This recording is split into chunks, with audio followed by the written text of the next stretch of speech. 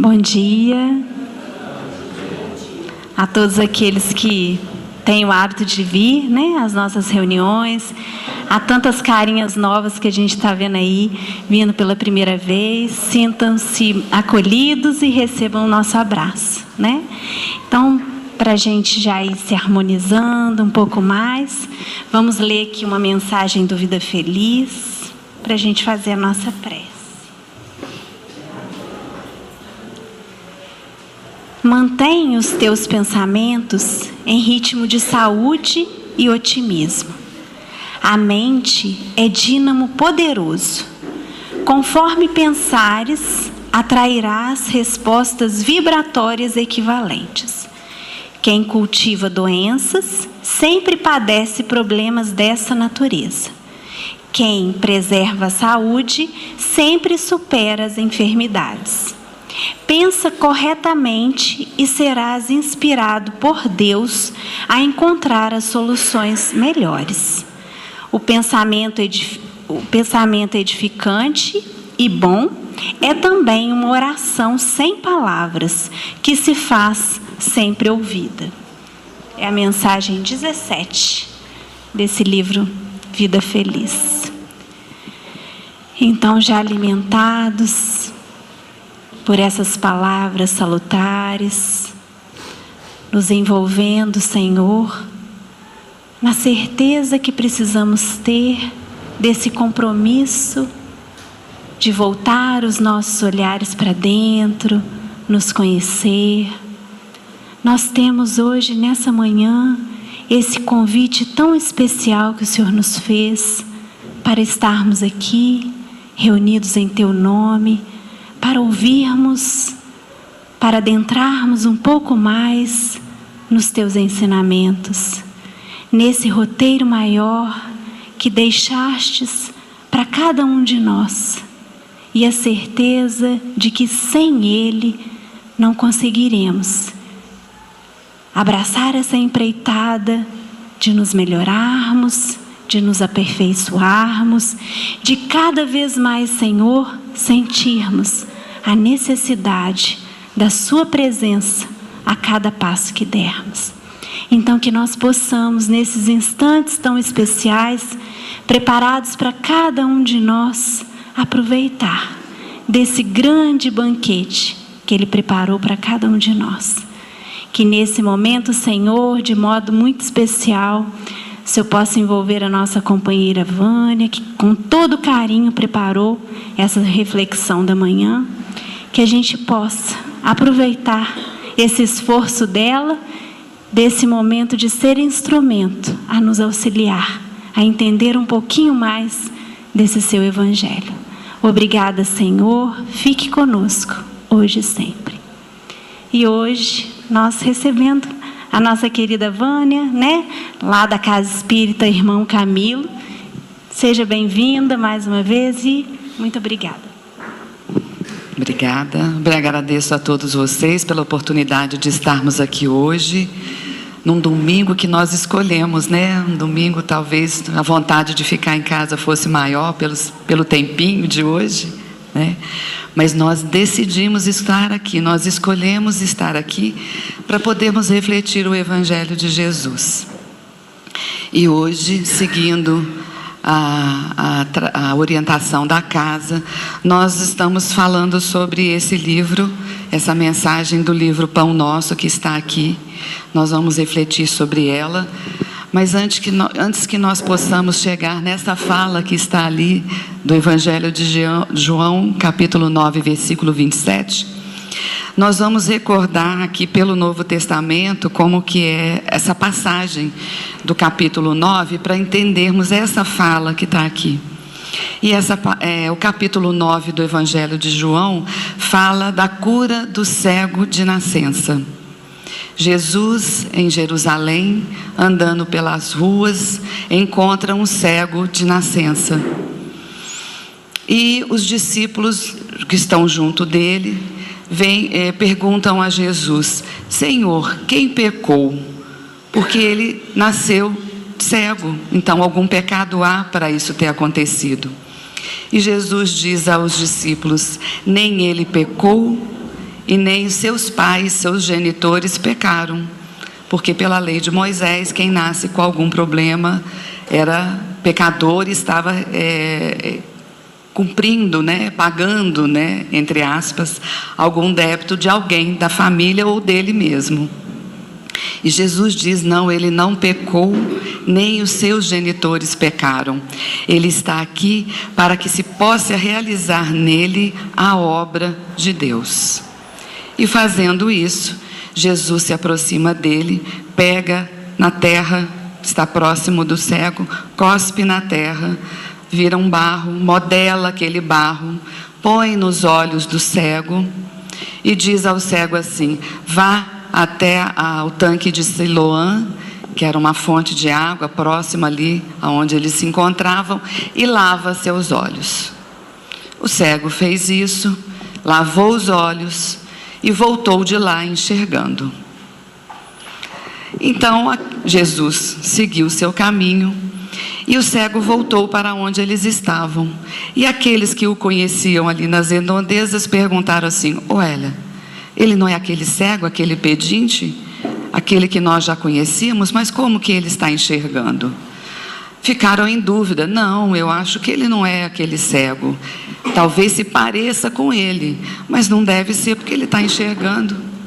Ficou aquela confusão, fizeram o seguinte, pegaram o cego, o antigo cego, agora enxergando, levaram até o templo de Jerusalém para ter com os fariseus, com os doutores da lei. E apresentaram o cego aos doutores da lei. E os doutores da lei foram perguntar para ele, você realmente é cego? Você tem certeza que você era cego? Sim, eu era cego. E o que aconteceu? E ele explicou, um homem chegou até mim, Jesus, cuspiu na terra, transformou a terra em barro, colocou nos meus olhos, pediu que eu fosse ao tanque de Siloã, lavasse os olhos, e eu assim o fiz. E depois que eu fiz isso, eu voltei a enxergar. E os fariseus, logicamente, doutores da lei de Moisés, disseram, mas como esse homem faz isso? Ele só pode ser um pecador. Primeiro que hoje é sábado. Sábado é um dia sagrado. Sábado não se cura, Sábado não se faz nenhum trabalho. E segundo, como pode ele fazer isso? Fazer um cego de nascença voltar a enxergar. Ele não é um bom homem, ele é um pecador. E o cego de nascença diz para ele, olha, eu não sei o que ele é um profeta. E os fariseus não acreditaram, ele foi embora, chamaram os pais do cego, venham cá, e perguntaram a ele, esse homem realmente é cego de nascença? Vocês podem confirmar isso? Sim, esse homem é um cego de nascença, ele nasceu assim, mas como ele está enxergando agora? Eles falaram, eu não sei, nós não sabemos dizer, pergunte a ele saberá explicar o que aconteceu. Então chamam novamente o cego, o antigo cego de nascença, ao templo e perguntam novamente a ele, você realmente era cego? O que aconteceu com você? Como você voltou a enxergar? Ao que ele responde aos fariseus, respondeu-lhes, já vou-lo disse, e não ouvistes, para que o quereis tornar a ouvir? Eu já disse isso para vocês. Vocês não escutaram? Querem ouvir de novo? Para que eu vou dizer? Eu já disse. E os fariseus então o expulsam do templo, porque não entendem essa fala dele, não entendem o que aconteceu. E o cego novamente à rua encontra Jesus, ficou sabendo que ele estava por ali, foi até ele. Jesus encontra com ele e pergunta, e você acredita, você crê naquilo que eu vim fazer? Ele falou, Senhor, eu não sei quem és, mas eu creio realmente naquilo que fez, eu estou vendo. E assim termina o capítulo, resumidamente, do capítulo 9, que fala da cura do cego de nascença. São muitas reflexões que nós podemos fazer em cima disso, porque sempre nós temos as bênçãos de Deus através de Jesus a nos favorecer em tudo que nós precisamos, e muitas vezes nós também não acreditamos, agimos como os fariseus. Será que realmente essa bênção me envolveu? Será que realmente eu consigo ver de outra forma um problema ou uma determinada situação pela qual eu estava passando? Mas a fala importante de hoje, a reflexão de hoje é sobre a resposta do cego, do antigo cego de nascença, que agora enxerga e disse: olha, eu já vou-lo disse, e não ouvistes. Ou seja, aquilo que eu falei não foi compreensível para vocês. Vocês não prestaram atenção. Então, quantas vezes as pessoas nos falam também, e nós não acreditamos, nós não confiamos, e não ouvimos aquilo que elas falam. Então, para que quereis ouvir? Tornar a ouvir novamente. Então, é essa fala que nós vamos refletir um pouquinho hoje, de Emmanuel, e ele intitula esse capítulo como Seria Inútil. Seria inútil, alguma coisa que não teria validade. E ele começa nos refletindo para nos orientar dessa forma. É muito frequente a preocupação de muitos religiosos no sentido de transformarem os amigos compulsoriamente, conclamando-os às suas convicções particularistas. Vamos traduzir aqui. É muito frequente a nossa preocupação quando descobrimos o Evangelho de Jesus, quando a mensagem de Jesus nos toca profundamente, quando nós conseguimos abrir nossa mente, nosso coração, para compreender a palavra de Jesus, aquilo que nos transforma, aquela cegueira que nós tínhamos e ela nos é tirada pelo Evangelho de Jesus, na boa nova que Ele nos traz, e nós queremos o quê? Transformar os nossos amigos obrigatoriamente. Você tem que compreender o Evangelho que agora eu também compreendo. Vocês têm que entender que agora eu sou espírita, que agora eu conheço uma outra visão do Evangelho que me traz muito mais entendimento desse amor, muito mais convicção daquilo que eu estava precisando compreender. E vocês têm que seguir aquilo que eu estou falando. É isso que ele nos diz. Transformando os nossos amigos compulsoriamente, conclamando-os às suas convicções particularistas. Então, aquilo que eu entendo é a verdade. Vocês têm que entender. A minha família toda tem que compreender que agora eu sei do Evangelho de Jesus. Eu sou espírita. Continua Emmanuel. Quase sempre se empenham em longas e fastidiosas discussões, em contínuos jogos de palavras, sem uma realização sadia ou edificante. Então eu vou tentar convencer, eu vou ler livros, eu vou estudar essa passagem do cego de Jericó, vou decorar essa passagem do Pão Nosso, porque eu vou falar com os meus irmãos, meus familiares, meus amigos. Olha, Jesus veio para transformar a cada um de nós. E aquele que não concorda comigo, eu vou discutir para ele, não, eu vou provar que você está errado. Eu vou provar que a minha convicção, que o meu entendimento é que é o correto.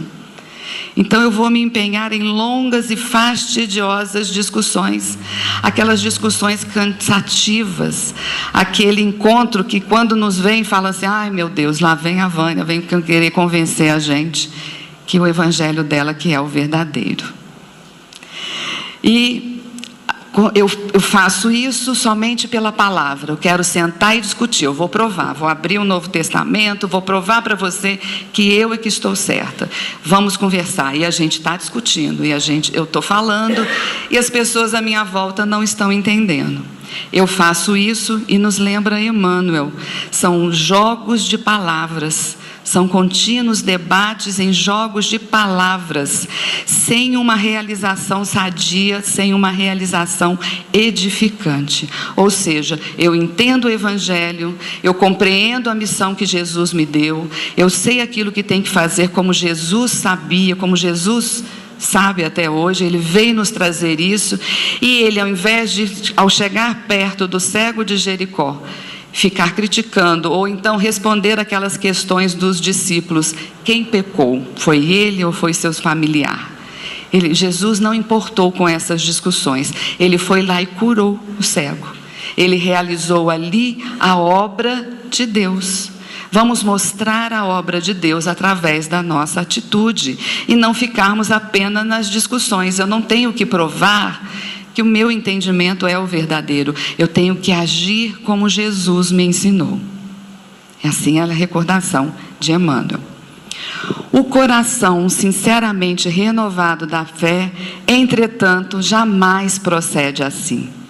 Então, aquele entendimento que eu tenho da boa nova, que traz conforto para o meu coração nas minhas dificuldades, nas minhas lutas do dia a dia, naquele irmão que eu tenho que não consigo me dar bem com ele, naquele trabalho que às vezes me traz tanta dificuldade, naquele relacionamento com a vizinhança que eu tenho que é tão difícil, que são pessoas tão ruins, talvez, entre aspas, de lidarem. Se o meu coração for sinceramente renovado da fé, eu não vou ficar debatendo, eu não vou querer provar aquilo que eu já entendo, querendo convencer o outro a fazer da forma que eu penso. Porque vamos nos colocar na pessoa de quem eu estou falando. Se eu chego para ela, tento convencê-la.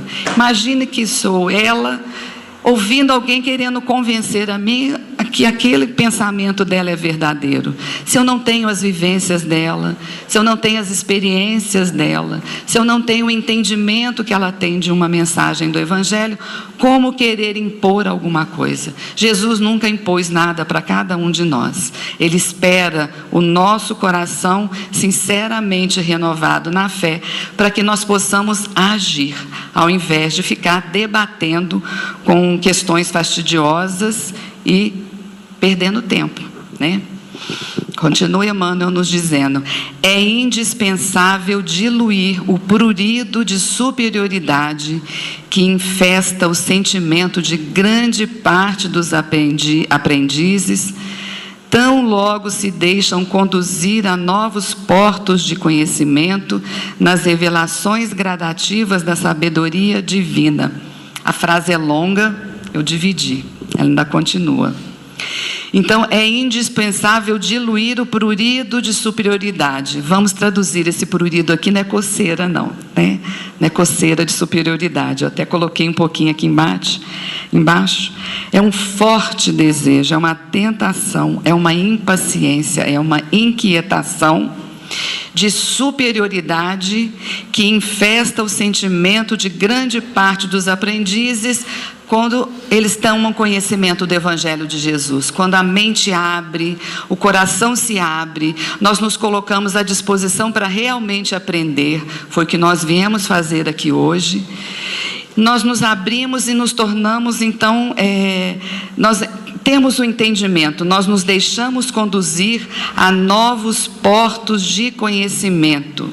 Nós nos deixamos a ver a passagem, por exemplo, do cego do Evangelho, do cego que Jesus curou, com um outro significado, trazendo essa mensagem da Boa Nova do Evangelho no Novo Testamento para os nossos dias atuais. Não como uma história contada de milênios atrás, mas uma vivência para a nossa reflexão do nosso dia, do dia a dia. É para hoje, é para mim, é para agora. Essa mensagem é atemporal.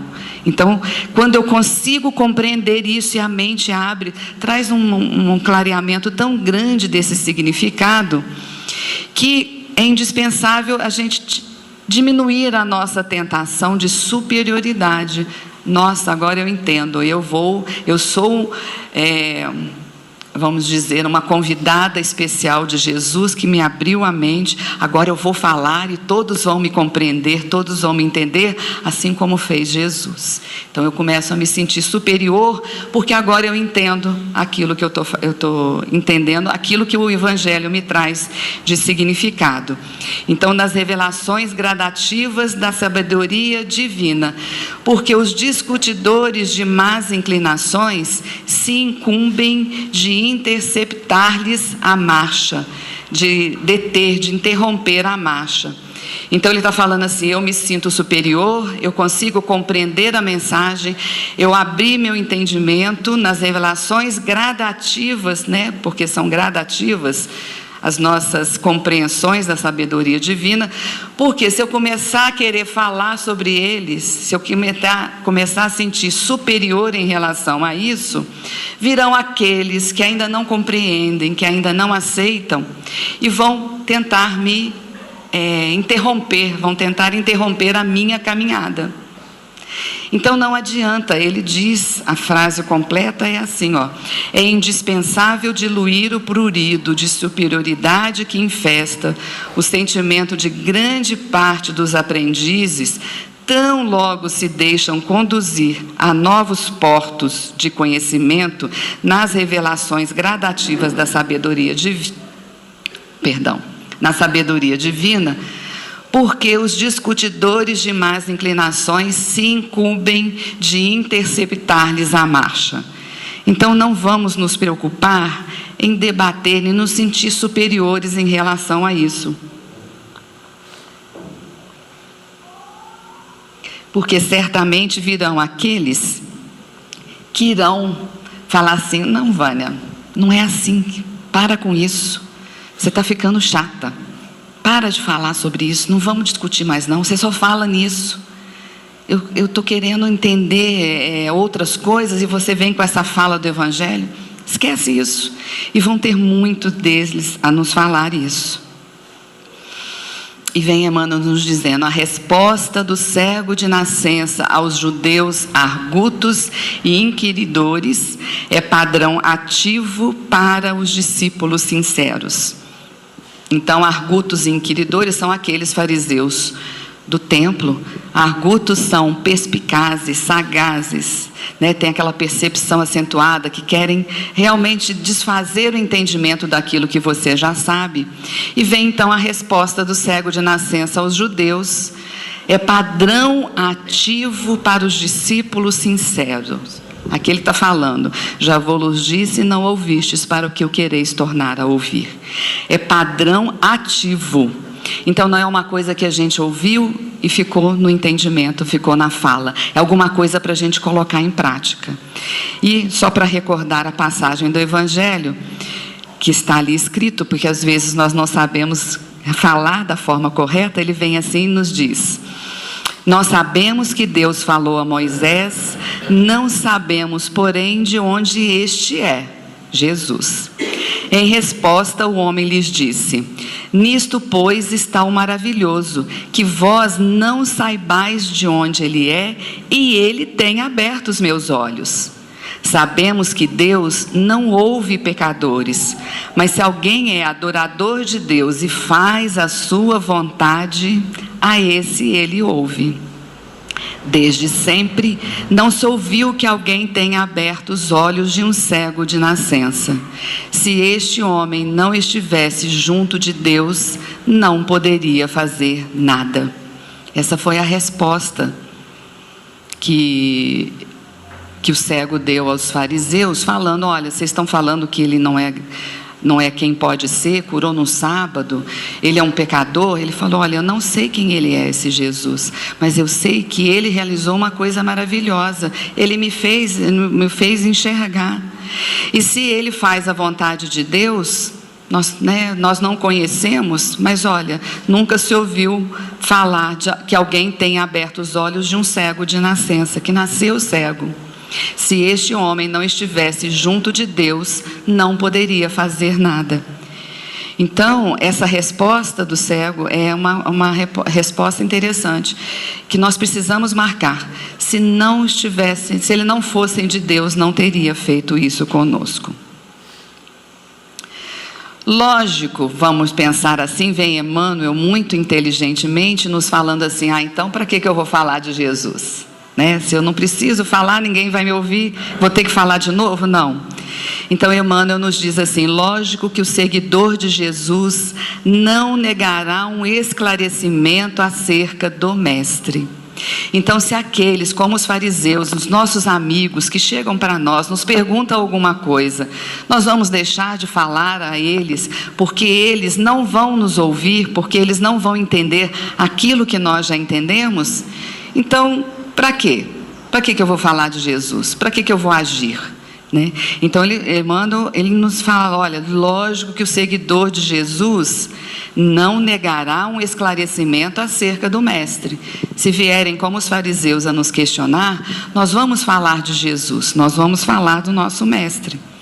Mas, se você já explicou o assunto, se já tentou beneficiar o irmão mais próximo com os valores que o felicitam, sem atingir o alheio entendimento, para que discutir? Discutir. Então, se alguém chega próximo de você, pergunta acerca do Mestre, você fala de Jesus, você explica o Evangelho, você consegue esclarecer aquilo que você já tem conhecimento, se você já tentou beneficiá-lo de alguma forma com valores que vão favorecê-lo, você disse aquilo que vai trazer paz ao coração dele, aquilo que vai trazer o entendimento para ele, você conseguiu passar a mensagem e ele não compreendeu, não que você usasse de palavras mais difíceis do dicionário, uma palavra, não, você falou do coração, você falou para atingir para uma conversa sincera, de uma forma verdadeira, né? E ele não entendeu. Então, para que você vai discutir? Você lançou a semente, nós precisamos deixar que a semente brote naquele a quem a semente foi lançada. E isso depende dele favorecer o crescimento dessa semente, dele aguar, dele adubar, dele buscar o entendimento, dele buscar uma coisa a mais. Então, não é para ficarmos sem fazer nada. Se um homem ouviu a verdade e não a compreendeu, fornece evidentes sinais de paralisia espiritual. Emmanuel que nos vem dizer, paralisia espiritual no sentido que ele está aqui, ele tem um nível de entendimento, parou naquele nível de entendimento e ele não quer buscar mais nada, ele não quer ir além daquilo que ele já sabe. Então, para que você vai ficar insistindo naquela pessoa que quer uma resposta sua, você dá a resposta e ela não quer entender aquilo como verdade. Assim como os fariseus no templo. O cego esteve lá, explicou para eles o que tinha acontecido e eles não acreditaram. Chamaram os pais do cego para poder explicar, olha, ele tem razão, ele realmente era um cego de nascença. A gente via ele pedindo na rua, ele não ficou cego depois, ele não teve algum problema? Não, ele era um cego de nascença. Então você fala alguma coisa, ouve a verdade, não compreendem, não quer dizer que você vai deixar de falar, não quer dizer que você vai deixar de agir, de amar e de compreender. Nós vamos entender que aquele que ouviu a verdade e não a compreendeu, fornece a nós evidentes sinais de paralisia espiritual. Ele não entendeu, porque ninguém enganará o tempo, e o sábio que desafiasse o ignorante rebaixar-se-ia ao título de insensato. Então, é inútil discutir com quem não quer aprender, com quem quer perguntar, mas não quer ouvir a resposta, né? Porque isso depende da pessoa, depende dela querer. Nós precisamos entender que nós passamos por dificuldades, por situações, até que nós buscamos escolher estar aqui hoje, para entender o Evangelho, para curar feridas, para compreender dificuldades, para entender a mensagem do Evangelho como uma coisa renovadora na minha vida, na nossa vida, como alguma coisa que vai nos transformar interiormente, para que as nossas atitudes, para que os nossos pensamentos possam refletir esse entendimento que nós temos e seja aquele bálsamo que vai acalmar nossos pensamentos, acalmar nossos corações, trazer paz não evitar as dificuldades, mas trazer aquilo que nós precisamos para enfrentar as dificuldades e compreender que as dificuldades são necessárias para o nosso crescimento espiritual, para que a gente não fique numa paralisia espiritual. Então nós não vamos nos colocar na posição daquele que ainda não compreende, porque nós já fomos assim também. Quantas vezes vieram falar para nós de Jesus e do seu evangelho e nós não quisemos, né, no caso, compreender nada. Então não façamos com o outro aquilo que nós já passamos também e não era o nosso momento de compreensão. Vamos continuar fazendo, vamos continuar falando, mas sem querer que o outro compreenda da forma que nós estamos falando.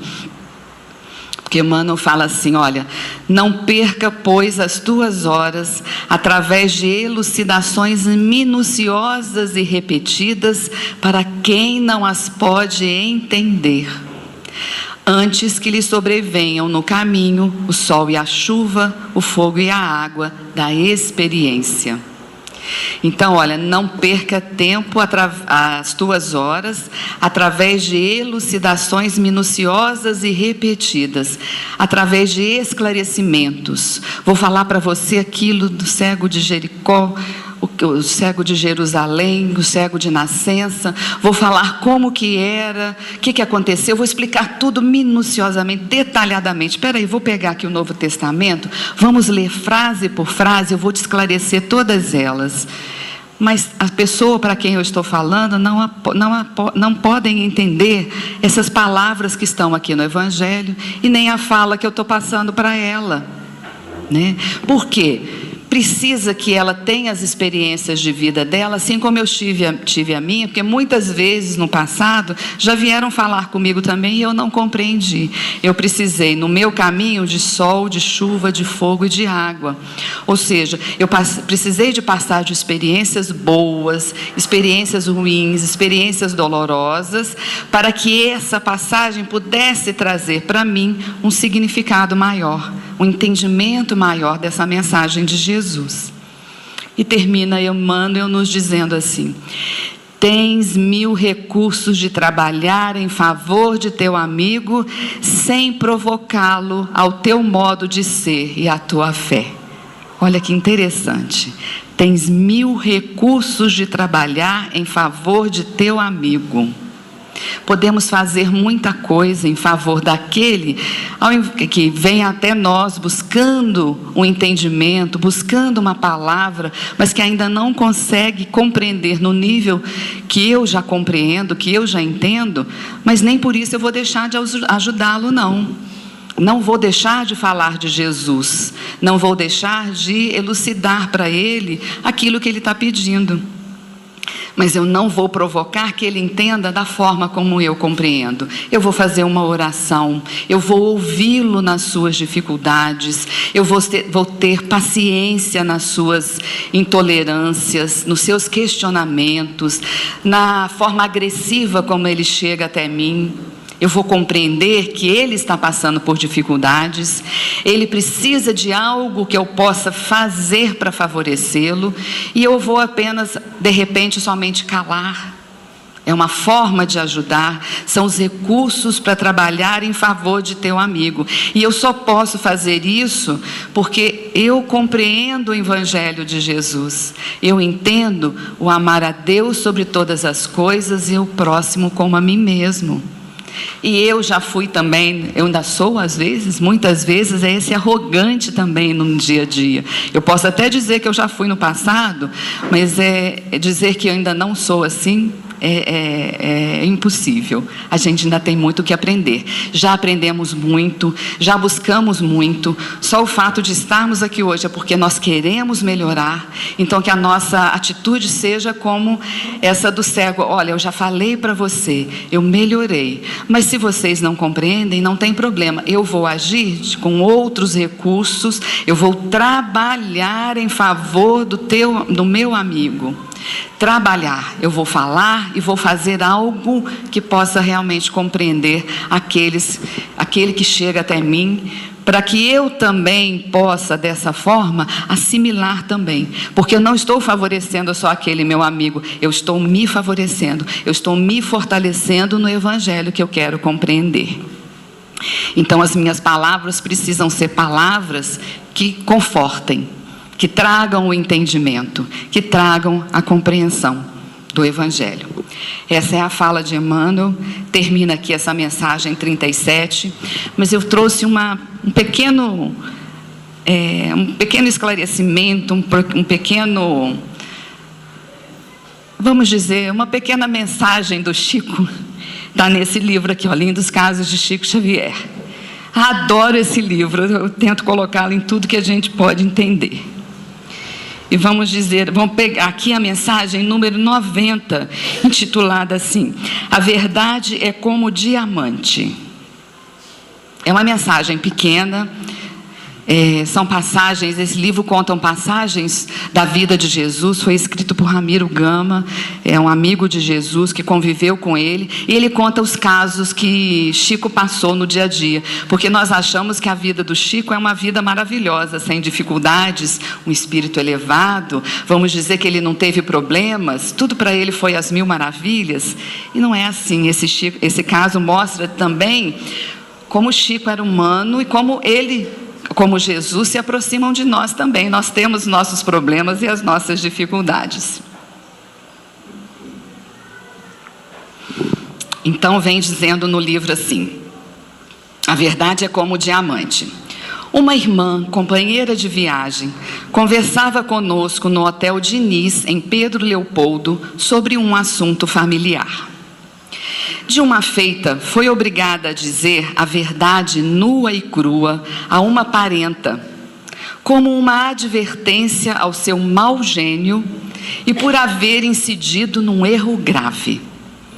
Então ele está lá conversando com uma companheira de viagem, ela conta um caso. Estamos no hotel, Chico conosco. Chico, você não imagina, tem uma parenta que, olha, eu tive que chegar para ela e falar com ela uma verdade nua e crua, como uma advertência ao seu mau gênio e por ela ter incidido num erro grave. Precisei chegar para ela e falar duramente com ela. Delicadamente, contrariamos seu ponto de vista, afirmando-lhe que ninguém ensina ferindo, como nos lembra André Luiz num de seus poemas de agenda cristã. Então vem Chico falando assim: olha, vamos pegar aqui uma passagem do livro da Agenda Cristã, não sei qual foi a mensagem, não diz aqui, mas delicadamente Chico chegou para ela, ao invés de criticá-la com a verdade nua e crua também, assim como ela fez com a parenta, ele delicadamente foi contrariando o ponto de vista dela, afirmando-lhe que ninguém ensina ferindo, como nos lembra André Luiz num de seus poemas de Agenda Cristã. Ouviu a palavra do Chico, ele falou com ela, o que fez a irmã? A irmã considerou-se vencida, mas não convencida. É isso? Então, não, mas isso não me convenceu. Fomos à casa do irmão André, onde o querido Chico nos esperava. Depois dos abraços, já sentados e atentos à palavra do benquisto médium, sob nossa surpresa, conta-nos logo de início: Emmanuel uma vez me disse que a verdade é como um diamante. Olhamos para a irmã de viagem, companheira, olhamos para a irmã, convencidos de que os espíritos ouviram a nossa conversa no hotel. Então Chico já chegou no encontro da noite, foram falar, e ele já chegou falando assim: olha, uma vez Emmanuel me disse que a verdade é como diamante. Aí eles olharam para a irmã, porque a irmã estava com eles e ela tinha falado com Chico: olha, eu disse para ela, para essa minha parenta, uma verdade nua e crua, fui direta com ela, porque ela tem muito mau gênio e incidiu num erro gravíssimo. E o médium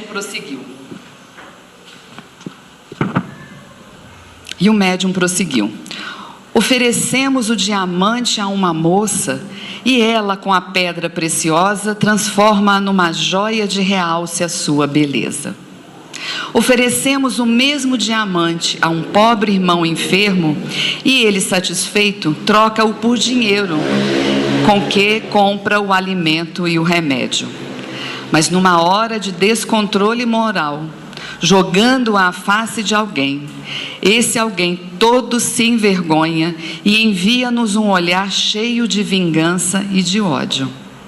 Então, a verdade deve ser dosada, não deve ser dita nua e crua, senão, ao invés de bem, fará mal. Então, a mesma verdade pode fazer o bem para várias pessoas, podem se utilizar dela, mas dependendo da forma como ela é dita, ela é como um diamante que, atirado sobre a face de alguém, fere esse alguém e, ao invés de trazer o bem, ele vai fazer o mal. A caríssima irmã, companheira de viagem, considerou-se, afinal, convencida. A vitória era de Jesus nas lições do seu evangelho.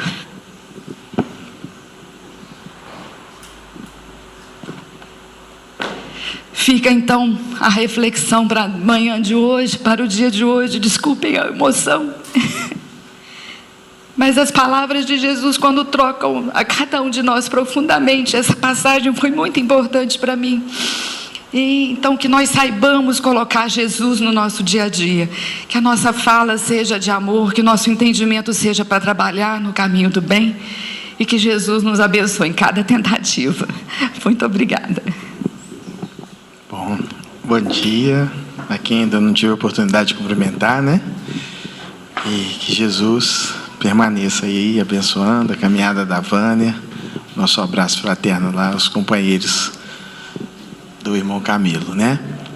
E então, pessoal, inicialmente vamos, antes aí de fazermos a nossa prece, né, para iniciarmos as nossas atividades de passe, nós vamos a alguns recadinhos. A gente, primeiramente, reforça aí os convites, né, participar conosco das nossas oportunidades de estudo, né? A gente depois tem um panfletinho ali atrás. É muito importante para a gente poder levar e, de repente, entregar para algum amigo, ou deixar em casa mesmo para relembrar, né? Lá tem todo o horário, todo o cronograma das nossas atividades aqui no Ceareiros, né? E também o nosso link, que é o Evangelho no Lar, que a gente realiza todas as terças-feiras, às 21h15. É bem brevezinho, uns 20 minutinhos, tá? Vai ser uma alegria tê-los conosco, né? E também um outro recadinho. A gente está aceitando, de muito bom grado, roupinhas de criança. Quem tiver em casa, um amigo, quiser trazer para nós, nós temos aí algumas, né? Beira aí umas 20. Então, se puderem trazer, a gente prepara os enxovaizinhos. O dia que vocês quiserem conhecer também, a gente tem a salinha do DAPS no anexo aqui. As meninas vêm, preparam com todo carinho, dobra, coloca lá. É muito bacana, né? É um trabalho que é realizado todas as segundas-feiras, às 13h30, né? Inicia, as meninas vêm para cá, né? São jovens aí que vêm dedicar o seu tempo aí às atividades. Também, quem quiser vir conhecer, né? Está sempre aberto aqui para que a gente possa caminhar juntos. E o outro recadinho é um convite. E eu gostaria de iniciar esse convite fazendo aqui uma breve leitura, que faz uma explicação assim. A aplicação do passe tem como finalidade auxiliar a recuperação da harmonia física e psíquica de quem necessita, substituindo fluidos deletérios e enfermiços por energias benéficas. Nesse sentido, promove a restauração do funcionamento de células e tecidos lesados, fortalecendo emoções e beneficiando a organização neuropsíquica do indivíduo. Então, estou lendo essa mensagem porque a gente hoje, né, daqui a pouquinho, a gente vai ter as nossas atividades de passe e nós também estaremos retomando uma atividade que a gente tinha, que a gente realizava antes da pandemia. Depois da pandemia a gente não conseguiu e a gente estava aí num processo de de voltarmos, né? Aí tivemos como base para a nossa reorganização, né? Esse livro aqui, que é um livro espetacular, da Federação Espírita Brasileira, é organizado pela Marta Antunes de Moura, que é uma trabalhadora muito ativa na área da mediunidade da FEB. Hoje me parece que ela é vice-presidente da FEB, né? É um livro muito bacana, ele traz muitos detalhes dessa atividade, que é tão importante. E hoje a gente tem estudos aí, né? O Alexander, que trabalha aqui na UF, né? Através do NUPES, né, gente? Do NUPES, né? Tem já comprovações assim, científicas. Ele cita vários trabalhos que comprovam a realidade do passe, né? O quanto auxilia, o quanto tem trazido aí para nós um auxílio mesmo nas nossas tratativas do nosso cotidiano. Então, nós estaremos na primeira semana de fevereiro, salvo engano, eu tenho quase certeza que é no dia 4 de fevereiro, vai ser todas as quartas-feiras, iniciando às 20 horas, a gente vai retomar com o nosso tratamento espiritual pelo passe, conhecida como fluidoterapia, tá? É uma atividade bem bacana, bem interessante, é um pouco diferente do que a gente realiza hoje, apesar de ser também como base o passe, né? Mas a gente tem uma reflexão um pouquinho mais curta, temos uma irradiação. Então, assim, nesses dias, né, que a gente traz o nosso coração aí, às vezes com um pouquinho agitado, né, com medo, com uma insegurança, com uma incerteza, né, e tantos outros sentimentos, é uma oportunidade da gente estar juntos, se fortalecendo para seguirmos aí a nossa caminhada, tá? Então, vamos iniciar em fevereiro, a partir do dia 4 de fevereiro, às 20 horas, né? Vai ser à noite também, o pessoal às vezes não consegue vir aos domingos, tá? Então fica o convite, a gente já poder, quem quiser começar a se preparar, né? Vai ser muito legal e não é demorado, tá, gente? Aí em torno de meia hora, uns 40 minutos, mais ou menos. Então vai ser uma oportunidade para a gente estar junto. Mais uma oportunidade, né? Então estamos todos convidados, tá bom? E vamos então nos preparar para fazermos a nossa prece, né? Obrigado, Marcelo. E iniciarmos as nossas atividades de passe. Aqueles que desejarem podem aguardar, né? Seremos convidados aí aos grupinhos de 9. A Vera vai nos auxiliar. Aqueles que desejarem só ficar no salão, escutando um pouquinho da musiquinha, preenchendo o coração de paz, de alegria, de esperança, pode ficar à vontade. E aqueles que desejarem ir aí aos seus destinos, que Deus abençoe a todos nós, né?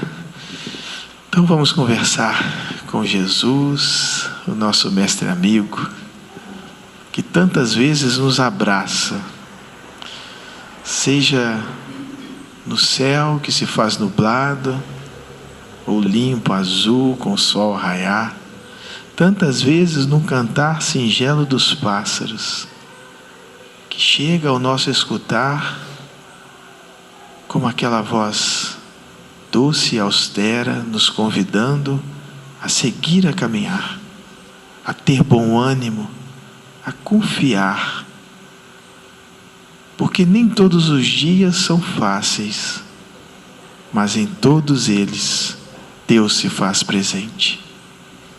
É Jesus nos cuidando, nos amparando e nos amando, seja na dor ou no amor. Confiemos e sigamos, porque Jesus Cristo é o nosso Senhor e também o bom pastor. Muito obrigado, Jesus, pela tua companhia amiga. Que Deus nos abençoe, hoje e sempre. Assim seja.